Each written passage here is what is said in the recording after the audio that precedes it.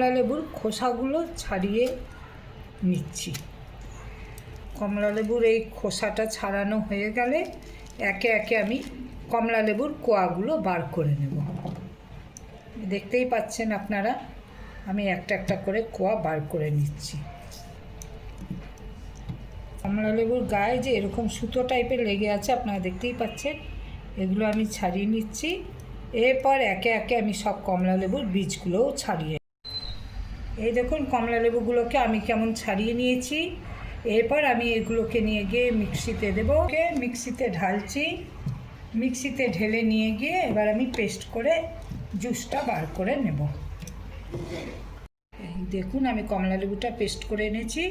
আপনাদের ইচ্ছে হলে একটু জল দিয়েও পেস্ট করতে পারেন, কিন্তু আমি নর্মালি পেস্ট করে এনেছি।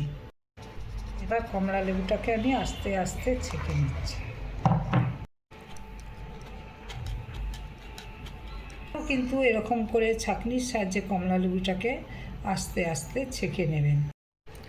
আপনারা দেখছেন আমি কমলা লেবুর রসটা পুরো ছেঁকে নিয়েছি। ছেঁকে নিয়ে এতে আমি যতটা কমলা লেবুর রস আছে তার হাফ পরিমাণ আমি কর্নফ্লাওয়ার মিশিয়ে নেব। এই যে দেখছেন আমি কর্নফ্লাওয়ারটা ভালো করে মিশিয়ে নিচ্ছি। প্রথমে জল নিলাম, যতটা জল নেব তার হাফ চিনি ঢালব।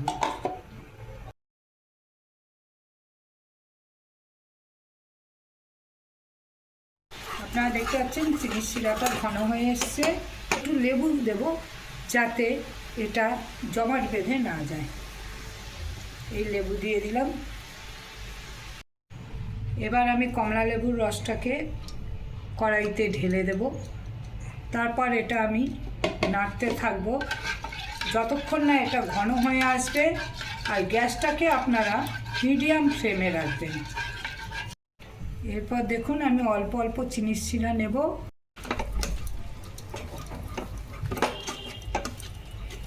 দেখুন জেলি জেলি ভাব হয়ে গেছে।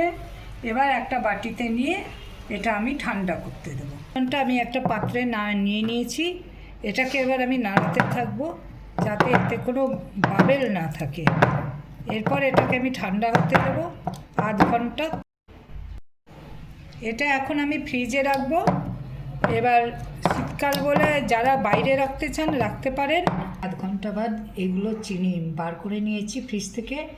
বার করে নিয়ে চৌকো চৌকো আকারে কেটে নিয়েছি। মানে এগুলো হয়েছে স্পঞ্জের মতন নরম তুলতুলে হয়েছে। এবার এগুলোকে আমি একে একে চিনি গুঁড়ো করে রেখেছি তার সঙ্গে মেশাবো।